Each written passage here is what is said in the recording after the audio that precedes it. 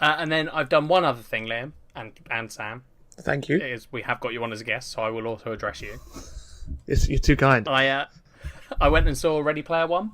I want to see this, and okay, before you go into your review, have you read the book? Yes. Did that, do you think, affect your opinion of the film? Yes. Okay, that's all I wanted to know. So, if I think it is hard for me to say, but I think if someone hasn't read the book, I feel like this film would be a lot more enjoyable. Maybe on the next episode, or on a future episode, I will be able to either confirm or deny that. Yeah, because honestly, this doesn't stand up to the book in my opinion, and I love the book. It's really good, and this it's like a good film, but because I've read the book, I was sitting there the whole time being like, that's not right. That's been changed really dramatically, and I much prefer what they did in the book, which is, I guess, the problem with if you have read a book and then see a film. See, luckily I don't read, so I'm never disappointed. You're actually fully illiterate, Sam. Shh, you don't want to tell anyone. I think not reading before seeing a film is the smart way to go, because I don't know. Every time, I don't think that's true. No, every time I've read a book and watched a film, the film hasn't lived up. But yeah, I've never done it this way around. But I wonder, if you watch a film and then read the book, do you get like double the enjoyment almost? Because you enjoy the film and then you'd enjoy the book. I feel like you don't, though. I feel like a lot of the time you'd read the book and be like, well, I know that happens.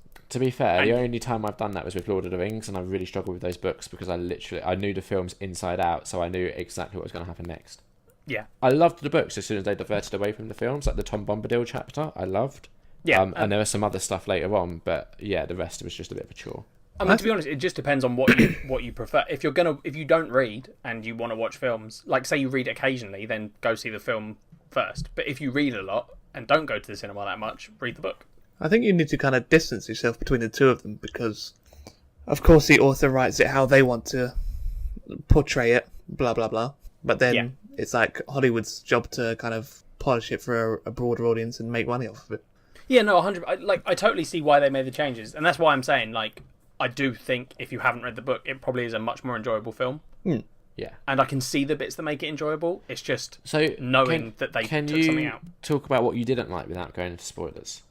Yeah, there are a few bits in the film where they have done that Hollywood to make it appeal to people by like putting in an action scene. Okay. And converting a whole part of the story from its original, not intelligent, but like more mystery-esque style, and they've converted it into like a massive action scene. Okay. And personally, I think that detracts from the original story. Fair enough. So that's like the main example. I'd probably give it like a 2.5. So fairly average. Yeah. Okay. But I would be interested to see what people thought who hadn't read the book. I might be able to help with that one day. Thank you. One day. I wanted to go see it this week at some point, but I had to work late a couple of nights, so I didn't get to. And you've been, you can't get your land legs back. You're doing all your skiing. Yeah, that's what it is. It took me about a week and a half to get over the jet lag.